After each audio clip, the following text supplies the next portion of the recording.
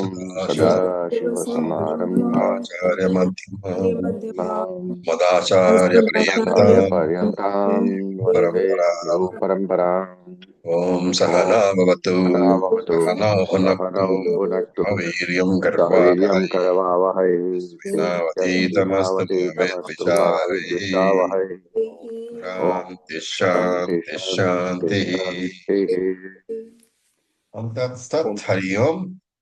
Om Tat Sat, Hari Om. So we are on the 50th verse of the 18th chapter. We will chant Shri Bhagavanuvāca Shri श्रीभगवानुवाच सिद्धिं प्राप्तो यथा ब्रह्म सिद्धिं प्राप्तो यथा ब्रह्म Brahma तथाप्नोति निबोध मे. Tathaapnoti तथाप्नोति Nibodhame निबोध मे। समासेनैव कौन्तेय Samasenaiva समासेनैव Kaunteya कौन्तेय निष्ठा ज्ञानस्य या परा. निष्ठा Nishtha Jnanasya ज्ञानस्य या Para. परा। So in the last session, we had completed the explanation, the commentary on the sloka. And now we go back to the Bhashyam where Shankaracharya starts inquiry. And the inquiry is into Brahma Jnana.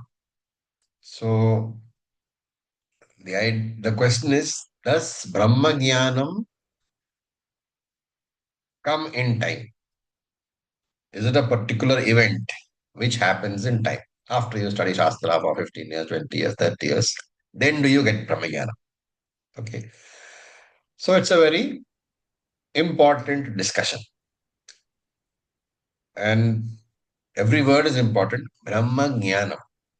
Brahma Jnanam is what?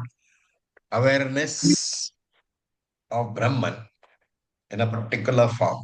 What is that? Aham Brahma Asmi. I am that Brahman. Or rather, general awareness of Brahman is what I am. And everybody has this I am awareness, right?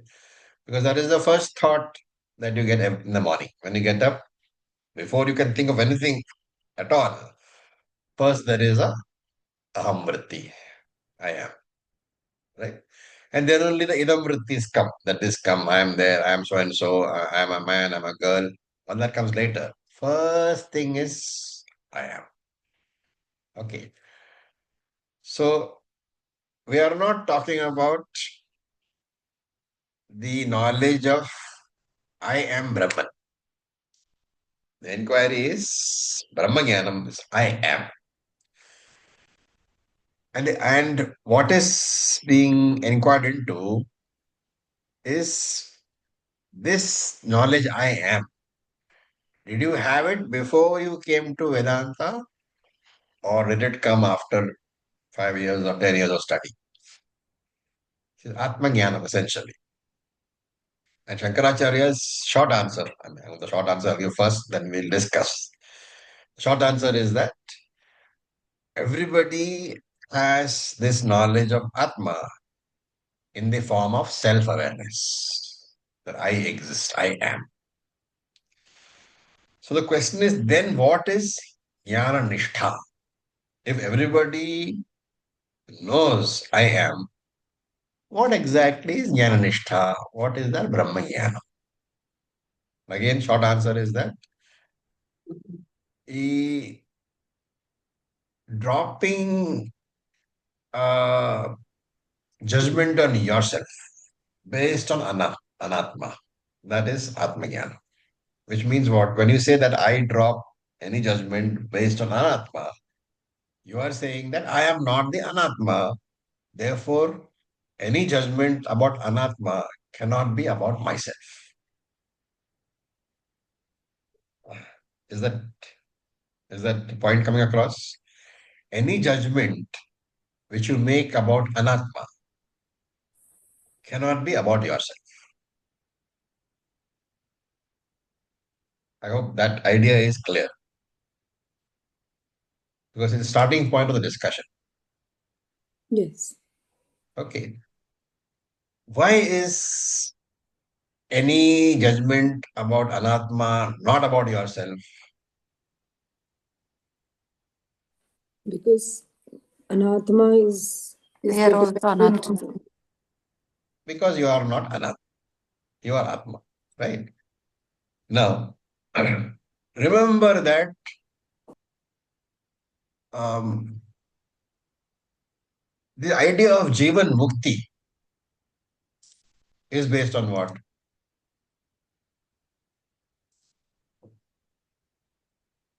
On this understanding. On the body and the mind.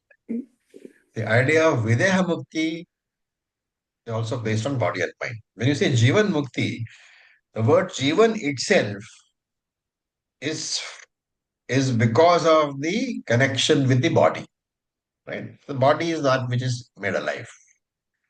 And therefore, whenever you say Jivan Mukti, there is a connection with the body. Whenever you say Videha Mukti, is there a connection with the body? Yes, because Yes. Videha Mukti means body has gone. And therefore, talking about Jivan Mukti and Videha Mukti is not appropriate in the context of Atmagyan. I hope this is clear. It's so far we have been saying Jivan Mukti, Jivan Mukti. Now I am saying don't say Jivan Mukti at all. Because when you say Jivan Mukti, you are claiming that you are the body. When you say Videha Mukti, you are claiming that you are the body. And I am free of the body now. Or I am free now while living in the body. There is a connection with the body. Right? So then comes what is the difference between jnanam, which is what is jnanam? Atma jnanam is in the form of I am Brahman. Aham Brahma Asmi or Brahma Asmi. What is the difference between jnanam and jnananishtha? A very, very important idea. Because we say that Nididhyasanam gives you jnananishtha, Shravanam gives you jnana. What is the difference? We are living that jnanam. Assimilation of the Gyan. You are in constant understanding. awareness of the Fine fact understanding. that you are not the body mind sense complex. And you are Let me give you a Nitya story. Mukta. I'll give you a story, okay?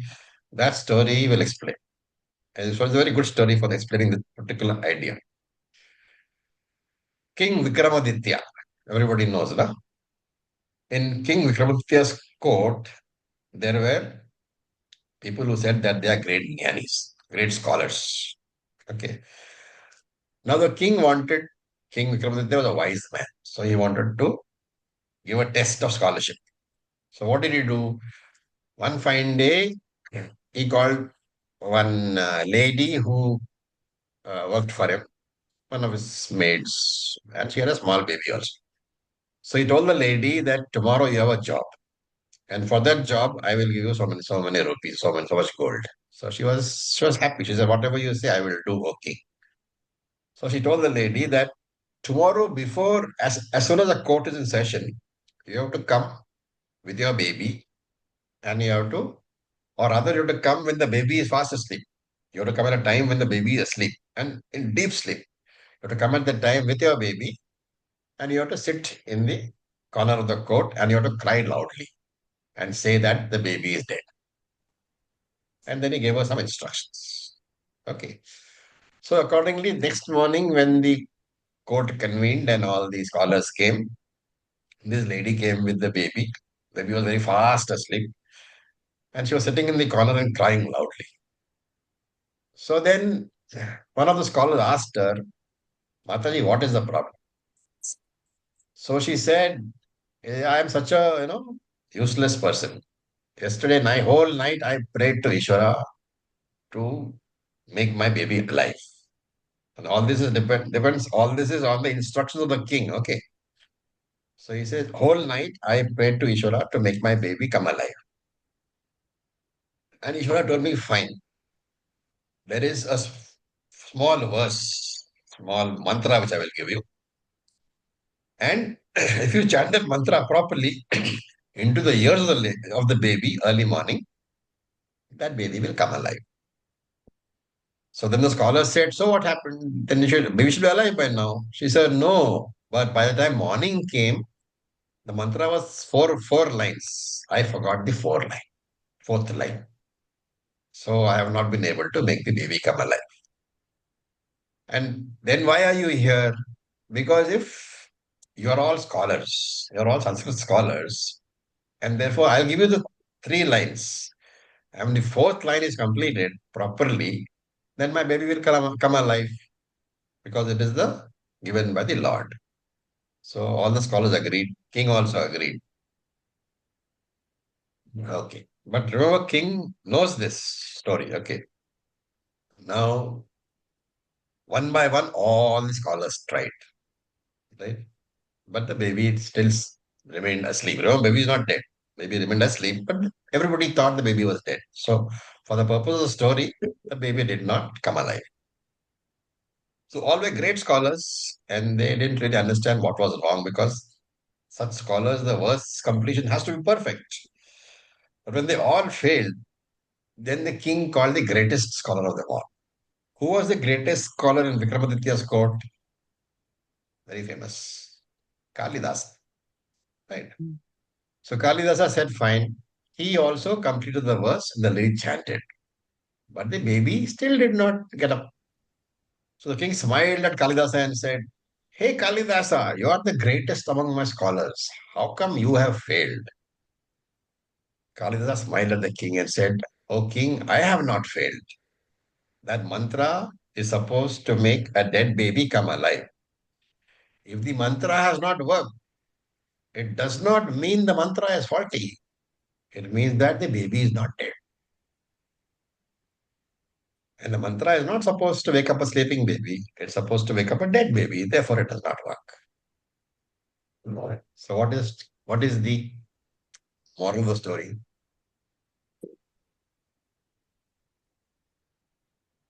Use the mantra appropriately only and not Not on at all. inappropriate. No, not at all. It means that the knowledge that I am Brahman is lacking in me, and therefore I am aware of this. So that ignorance is there, which is not getting removed. I am not got faith. Okay. In the story, it means that the Kalidasa had so much faith in himself, in his own abilities, that he knew that he had completed the mantra correctly, and the mantra did not work. It was not his fault. It was that other. What was the other thing? Only other possibility open that the baby was not dead. This is called jnana nishtha. That firm conviction that what you are, you know. That is what is meant by jnana nishtha. If you are Brahman, I know I am Brahman. That conviction has to be there. That's the object. That's the object of the story, right? So now there could be objection to, then there's a Purvapakshi objection. This is one part of it, right? This is the first part of it. Then there is an objection from the Purvapakshi. What is the objection? We all know the theory of Vedantic epistemology, how knowledge is generated. Would anybody like to say in two or three lines how knowledge is generated? What is the process? We have done it several times. Vritti Vyapti and Vritti Jnanam. Just explain a bit more. When there's an object, the mind flows out and encapsulates the object, and that is Vritti Vyapti. And when it is pervaded by the consciousness, that is Vritti Jnanam. Very good. So I'll restate that again. So Shastra says the epistemology of Vedantic knowledge is this, that any knowledge is always in the akara, Vishaya akara, in the form of the object of the knowledge. So for the pot knowledge will be in the shape of the pot. The tree knowledge will be in the shape of the tree. The glass knowledge will take the shape of the glass. How does it take place? When I see an object, now we're talking about only vision. So when I see an object, the mind flows out in the form of a thought. So a thought vritti flows out through the eyes, reaches the object, and envelops it. Right. Remember that until the thought reaches the object, the thought, the vritti doesn't have a form.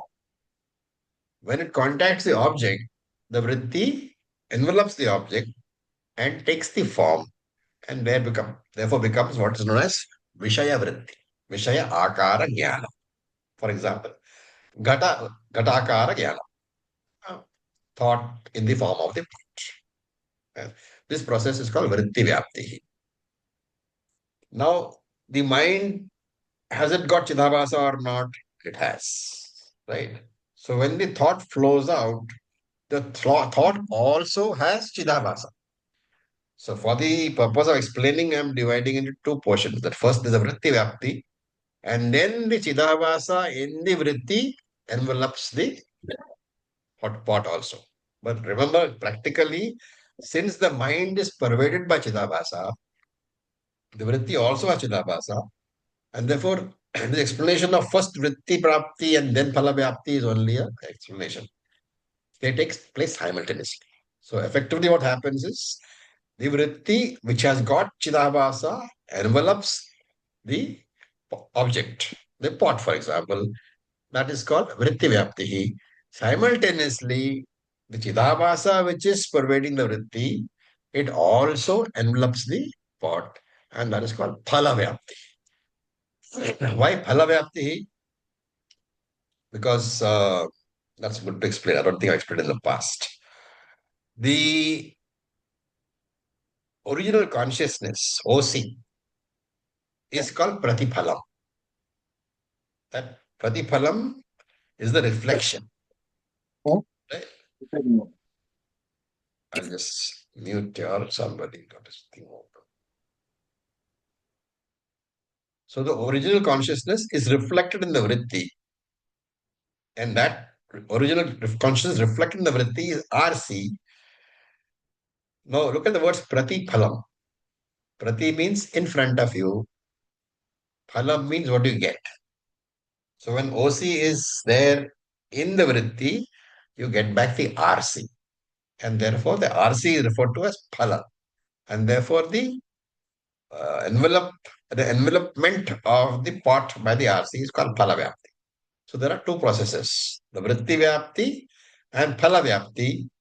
For purpose of explanation, we are giving it separately, but practically it will be all simultaneously.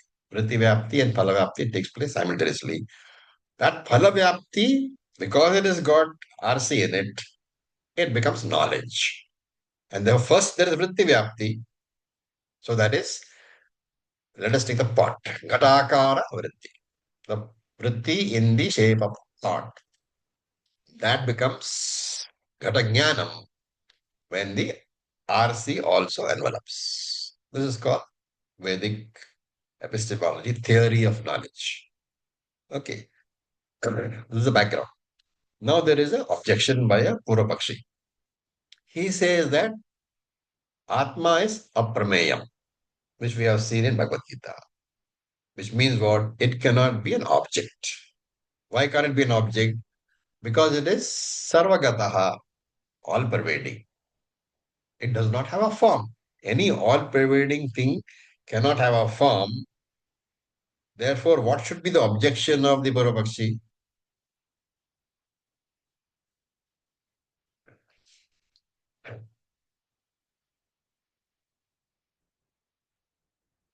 All requires immense thinking. So how can it take the shape? How can it take the shape? Where is the question of vritti vyapti at all?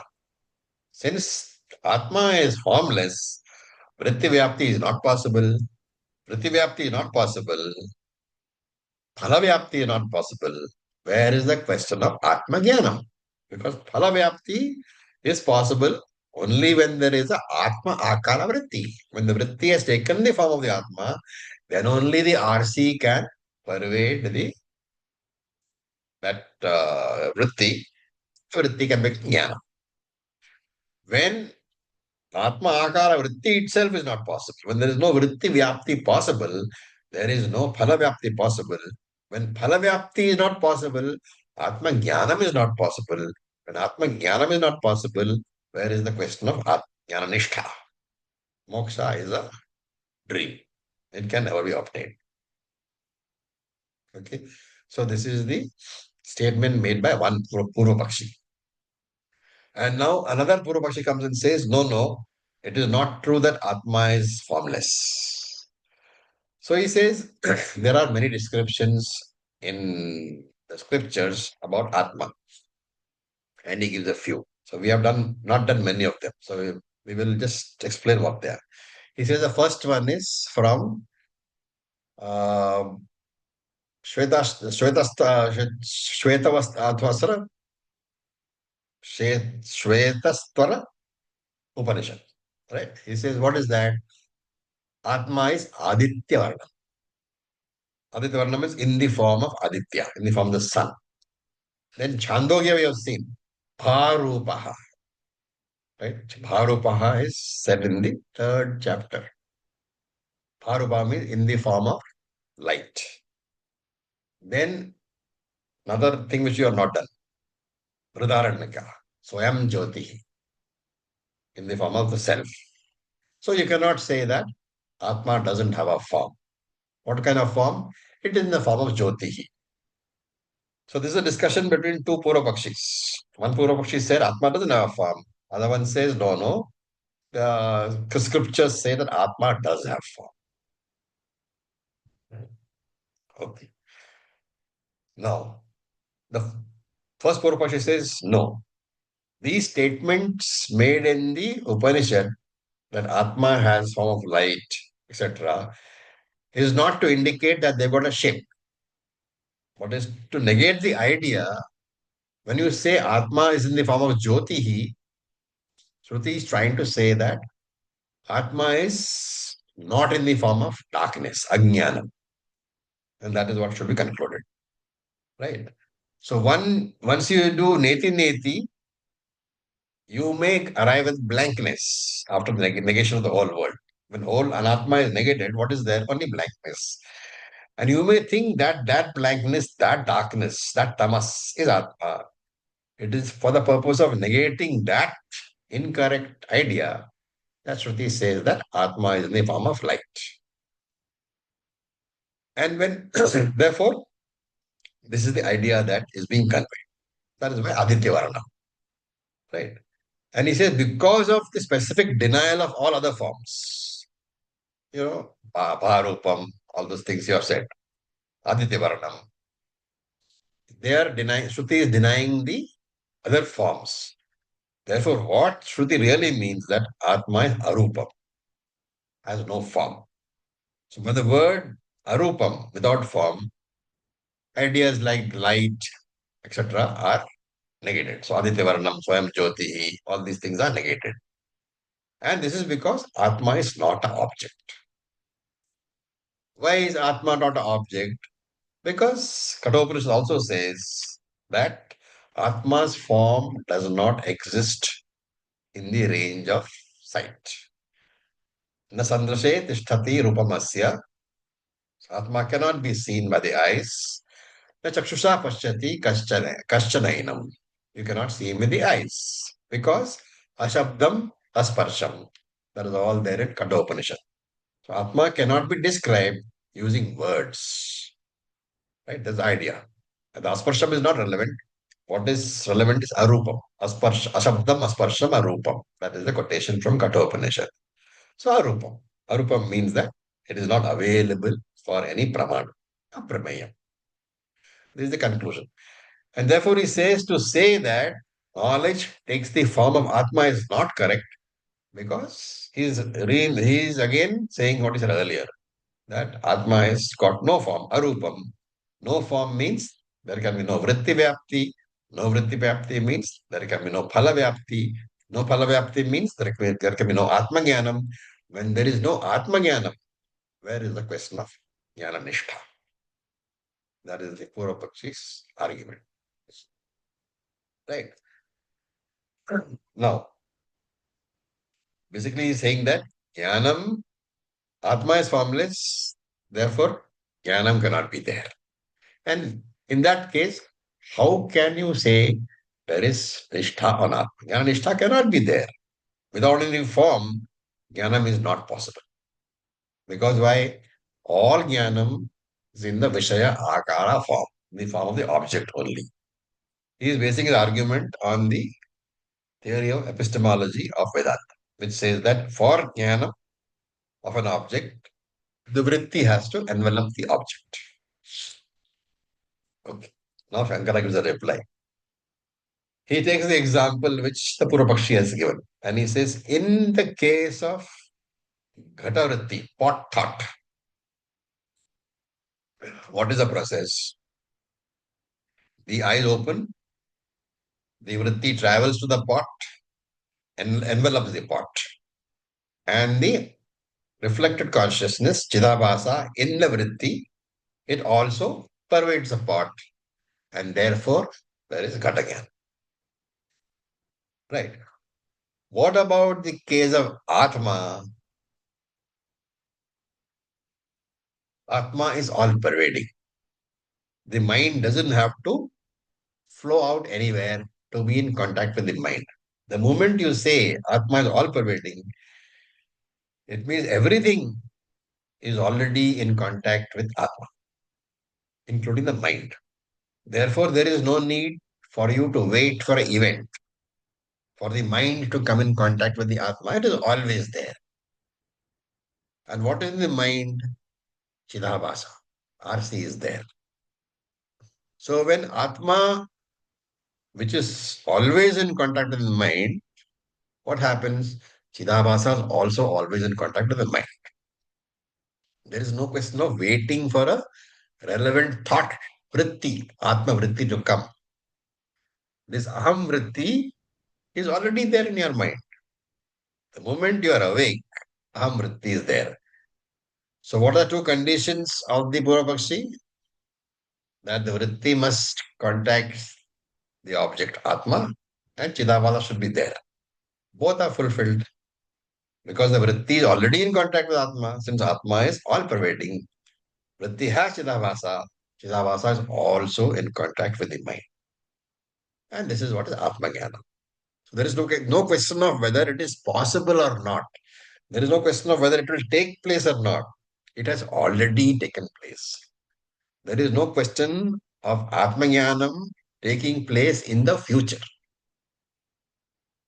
It is already there. So far, is my argument okay? Logical? Ji. Okay. If Now, if it is always there, then why do we talk about Jnanam all the time? very good. That is exactly the next question. If Atma Jnanam is already there, why should Shruti tell you to know the Atma? What's the answer?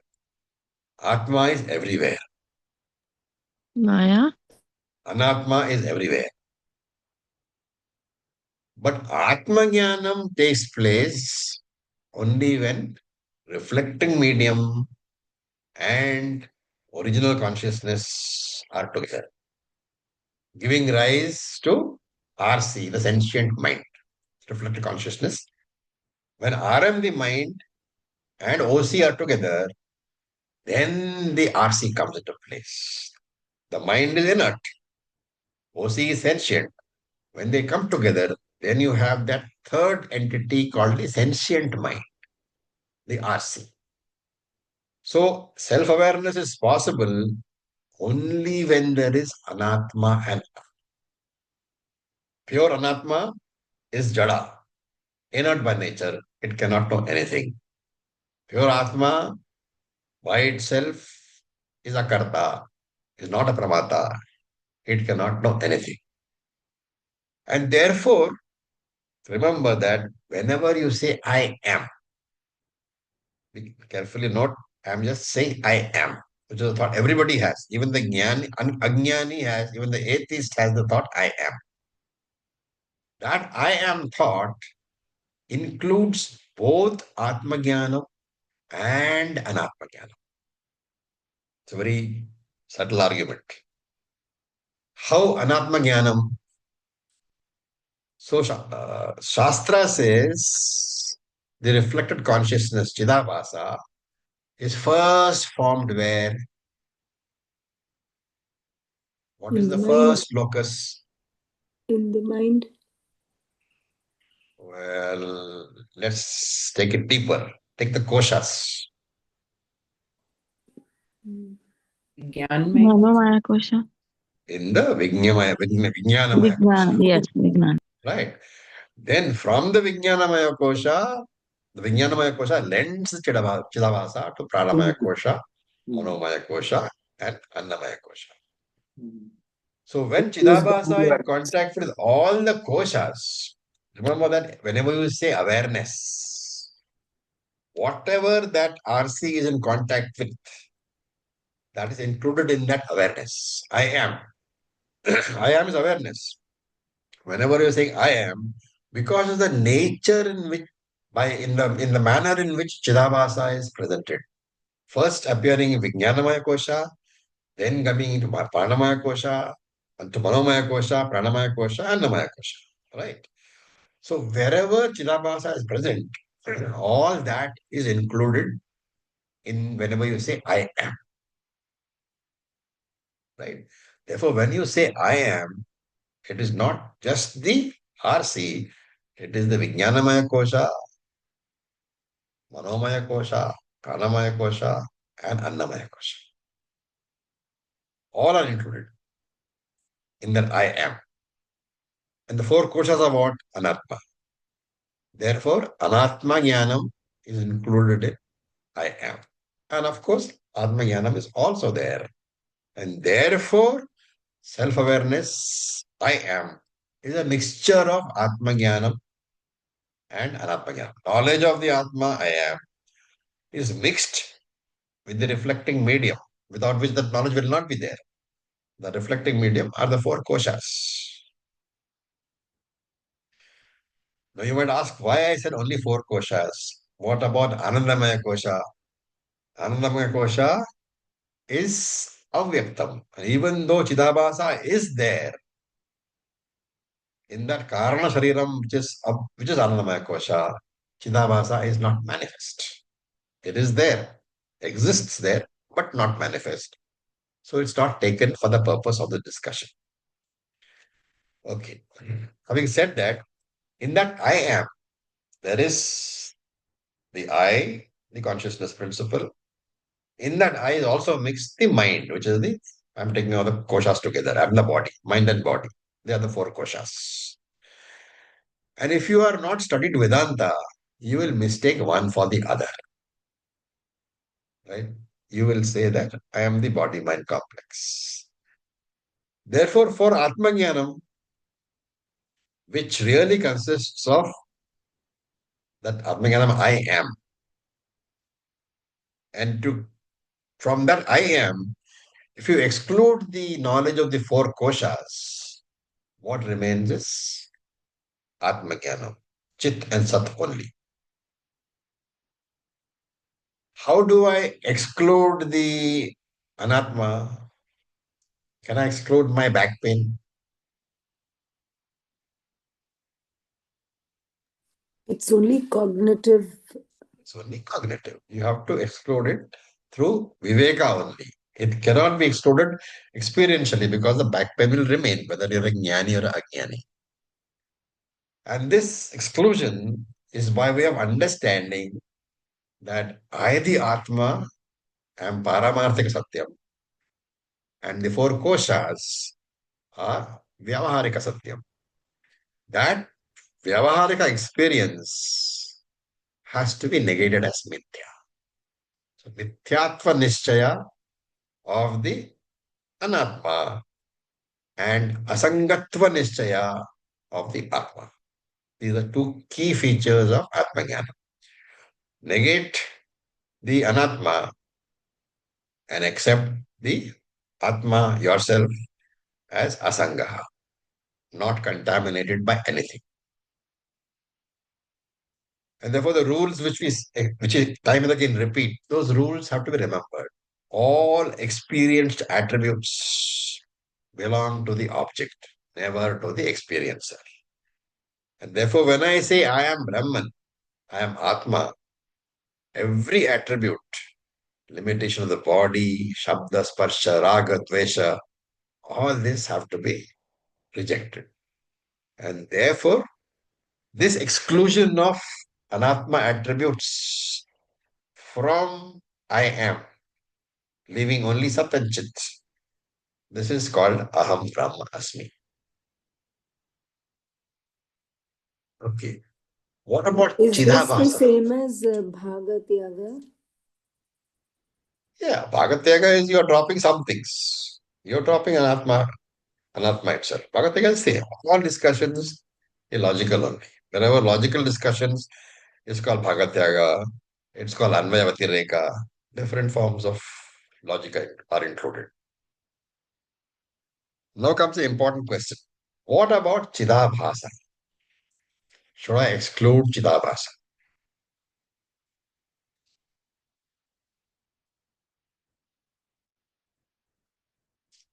We are not talking about experimentally excluding. Should I intellectually exclude Chidabhasa from the I am? Remember Is Chidabhasa? is Sorry? OC only?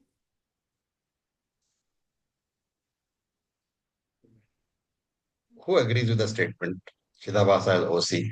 I mean, OC in plus RM. It's not just OC. It is OC. So we have excluded the RM through koshas. So the way we have talked in Tattvabodha, it becomes Jivatma becomes Paramatma equation. I may be wrong. No, you're not wrong. The thing is that if you are including Chidabhasa, you are including the location, Okay. which is the medium. But Right?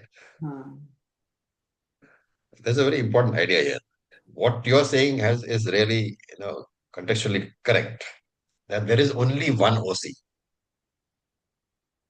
Okay, let me give you an example. A better example I'll give. Now, supposing you are going to the mirror to put on lipstick. Okay, I'm using lipstick because you're a lady. Okay. For a man, I would have said shaving. Okay. You're going to a mirror to use lipstick. Now there is a mirror in front of you, and your face is there in front of you. That is the image, right? The Chidabhasa, reflected face. The face abhasa, not Chidabhasa. Now, when you put the lipstick, are you putting it on the reflected face or the original face? original face. Original face. But you are using Chidabhasa, the reflection. Just to see the original face. So, there are original face only. The only face is the original face. Yeah, that's what But when you use the mirror as part of that face to be able to locate the lips, it is called the reflected face. But if you are looking, so strictly speaking, logically speaking, when you go to the mirror, you don't say, I'm going to put lipstick on my reflected face, do you? No. You say, I'm going to put lipstick on my face. Yeah.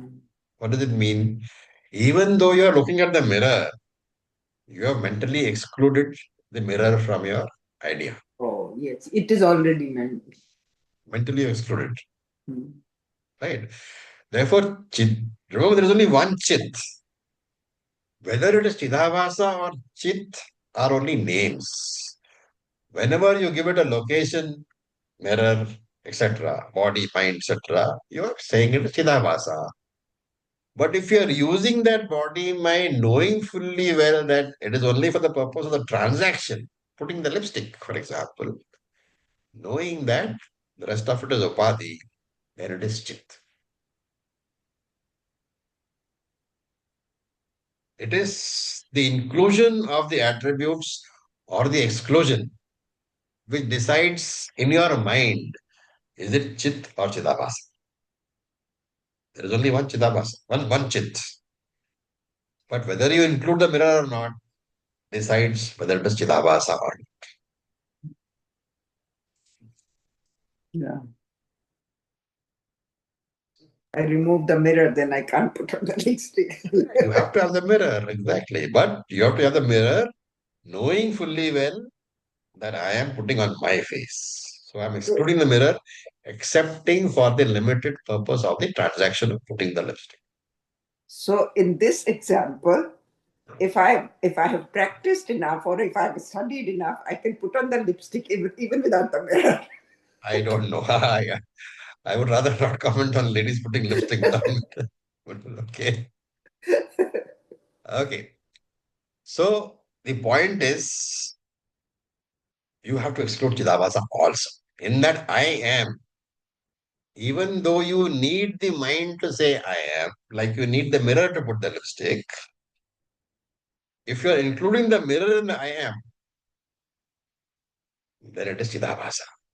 But even though you are using the mind to say I am Brahman, you are excluding the mind, then you are excluding Chidabhasa. Chidabhasa has to be excluded. Why? Because Chidabhasa has got attributes. Therefore, remember that Strangely, it when, is the Chidabhasa which excludes itself. yes, Chidabhasa basically puts a gun to its head and says, I am not there. But you can't do it without Chidabhasa. So remember that any Atma Jnanam is nothing but Anatma Adhyasa Nivritti.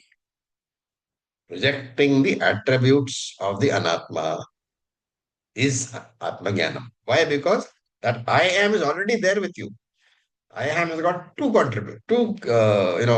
parts. One is Atma Jnanam. One is Anatma Jnanam, which is the Anatma attributes. Therefore, if you want to know I am by itself, Sat and Chit, you have to reject all the Anatma attributes. So, Anatma Adhyasa Nivritti, rejection of the superimposition of the Anatma. And therefore, I am saying that Atma is not the subject of some new knowledge. It is already known to you. Then why should Shastra say you should know it? Because Atma is known to you, but the body is taken as Atma, the mind is taken as Atma, all because of RC alone. Because there is reflected consciousness, Chidabhasa, and all these body, mind, all the koshas, it is easy to mistake them as the Atma. And that is why Shastra is necessary. And Shankara says very clearly in his commentary that there is no need for Shastra to tell you that you should know the Atma. Because you already know the Atma by the way of I am. That I am includes Atma Jnanam and Anatma Jnanam. And Shastra's only job is to remove the Anatma Jnanam, the Nama, Rupa, etc., which is there already in the I am. That has to be excluded. That is the job of a Shastra. Right? In all forms of self-awareness. So Go ahead. Atma Jnanam, can I say? Yeah, please. So Atma Jnanam is only removal of Atma Ajnanam. Yeah, because you already have Atma Jnana. The moment you exclude everything else, right? So light's job is only to remove the darkness. Like you put switch on the light, then its only job is to remove the darkness. Well, yes, but they are quite opposite in nature. Yeah, they are not. See, Okay. let's take the example of I am a doctor or I am a lady. Is there a mixture of Atma Jnanam and Atma Jnanam?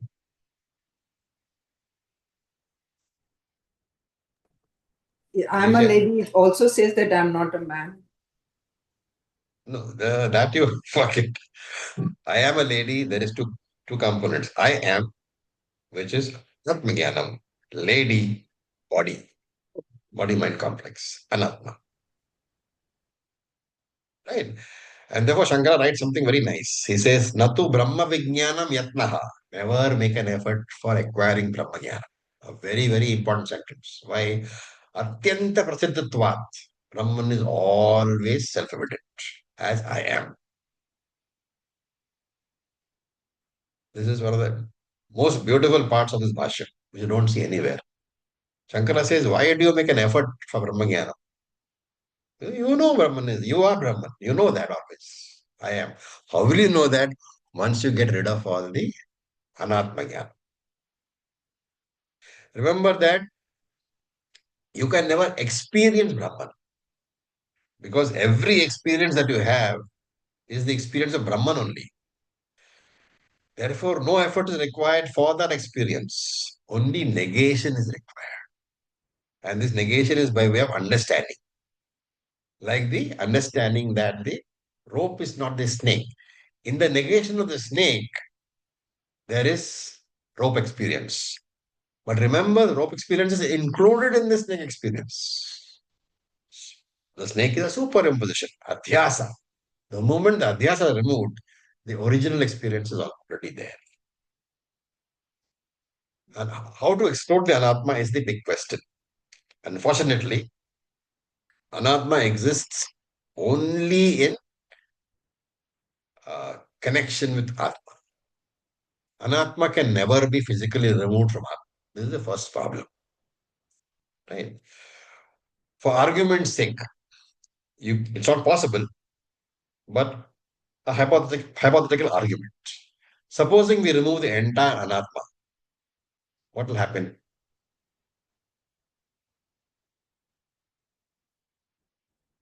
Anatma includes mind. When mind goes, there is no Chidabhasa possible. When Chidabhasa is not there, self-awareness is not possible. Because self-awareness requires Chidabhasa. Self-awareness is not there in the absence of Panchamahabhuta, absence of Anatma. Therefore, physical exclusion of Anatma is not possible. So, what does Shankara mean by excluding Anatma? It's a cognitive function. With the help of Shruti, the Shravanam, Yukti, logic, and you must arrive at the Mithyatva nature of Anatma. That is the exclusion. And that is, as you said, as somebody said, that is Bhagatyaga Lakshana. This exclusion of the Anatma is what we mean by saying that Aham Brahmasmi should be completely assimilated. Right? So remember that Vedanta says the world is divided into Atma, Anatma. But on inquiry, what do you find? The Anatma itself has subdivisions. The entire world is Samanya Anatma, general Anatma. But when we look at the bodies, Karna Shariram and Sukshma Shariram, they are also Anatma, but they are under a special type, Vishesha Anatma. So, this is another idea not seen before. Anatma is two parts, Samanya Anatma and Vishesha Anatma. What is the difference? Every Anatma, Samanya Anatma is Jadam. But Vishesha Anatma can become as if sentient because of association with Chidabhasa. So in theory, mind is Jadam. But for all practical purposes, because of association with Chidabhasa, it is sentient, as if sentient. And therefore, for that I am self-awareness to take place, three things are necessary. The Atma. Atma, of course, always evident, Swata Siddha, self-revealing. Then two Anatmas. Samanya Anatma, which is Pramana Siddham, means the insentient world becomes known to me only through some praman, eyes, nose, ears, etc. Right? That is Samanya Anatma or Pramana Siddham Anatma. And there is the other Vishesha Anatma, which is also called Sakshi Pratyaksha Siddham Anatma. that which is known to you without the intervention of any pramanam, known directly by Sakshi. Therefore, Sakshi Pratyaksha Siddham. Why is it? Why no pramanam is necessary? Because the sentient mind is known before the operation of any of the pramanam. Only when the sentient mind is there can I become a pramata. Can I know anything? Right? You cannot say it is swata siddham. You cannot say that this mind is automatically known. No. It is known because of sakshi. And that mind, which is known because of sakshi, is the pramata. That pramata uses the various pramanam to know the world. Right? So those pramanams are indriyas and the thoughts in the mind, the prama. These two things are there. So this pramata, the pramanam, and the prameyam.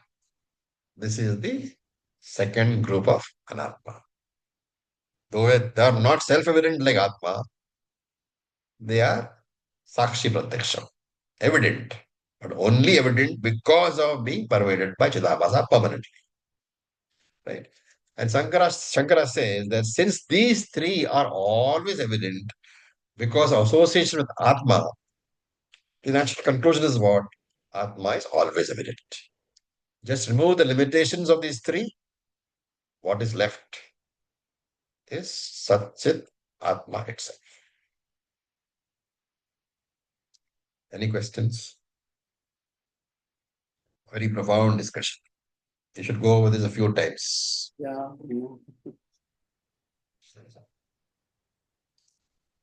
Okay, we have a few minutes, so we'll go to the next verse.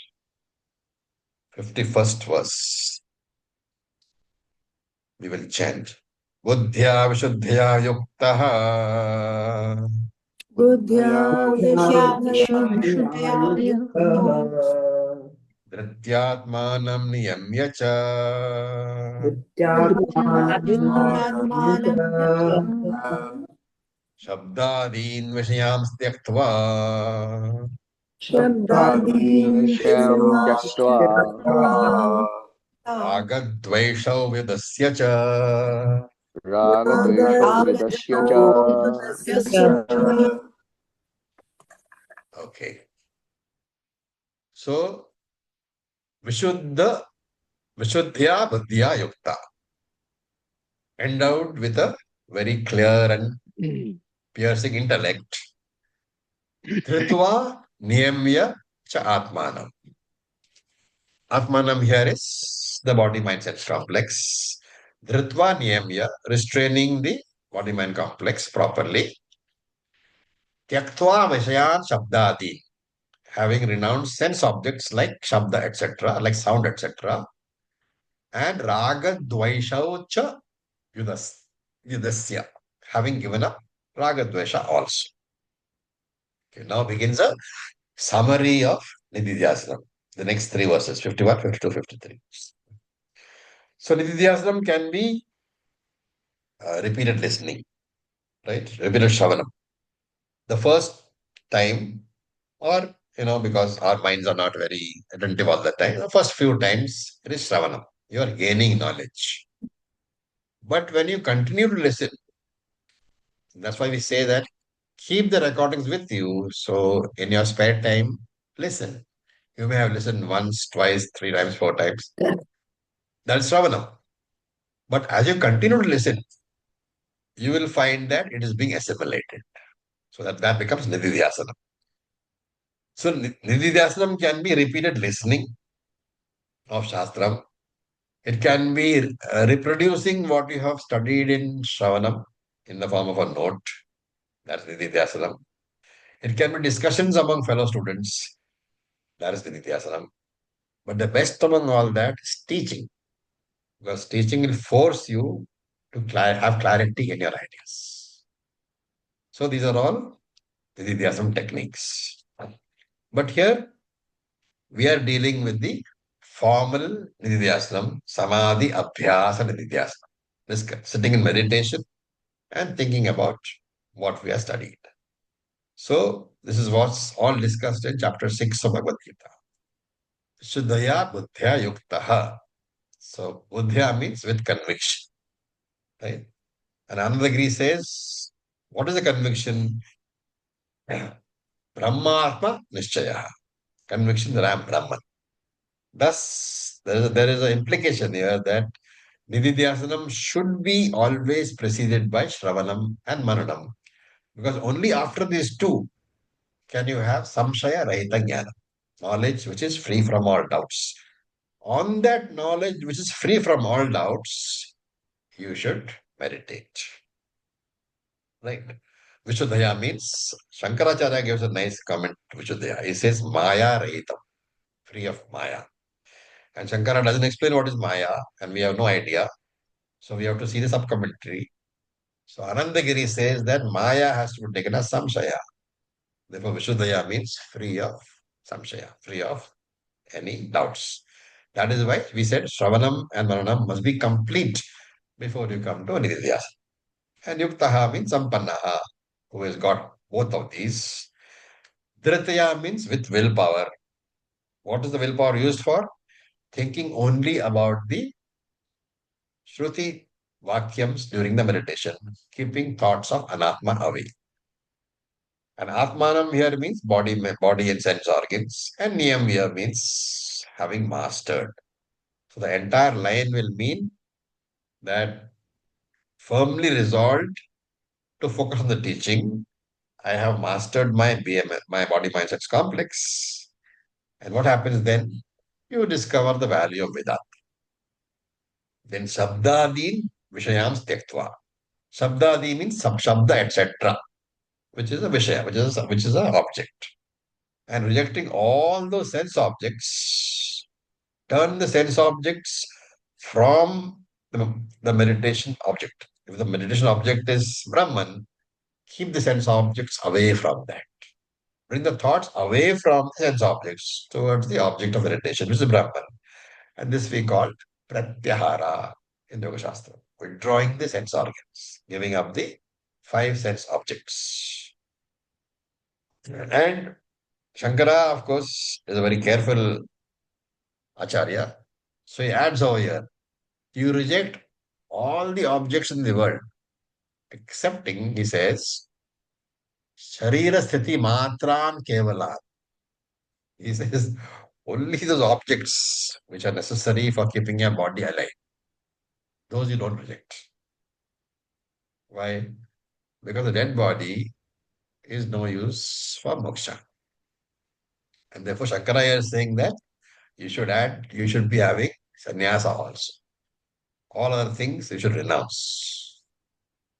A very important advice. Whatever you have not renounced, for those, it's not possible to renounce everything. Right? The body you cannot renounce. So don't renounce the body, but for that, you should abandon attachment to the body.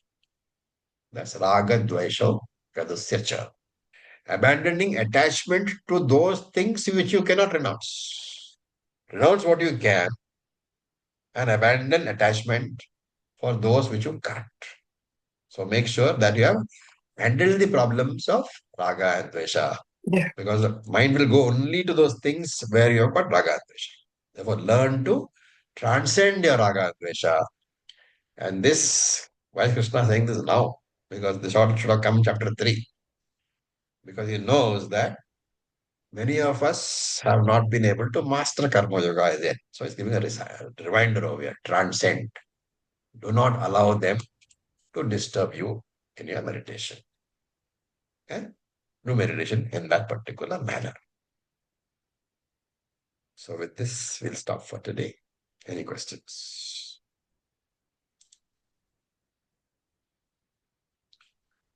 Om Purnamadav Purnamidam Purnat Purnamudachyate Purnasya Purnamadaya Purnam Eva Vashishyate Shanti Shanti Shanti Om Tat Sat Om Namah Shivaya. Thank you for your patience. Om Namah Thank you, Ajay. Chaliji. Thank Thank you. you, Raviji.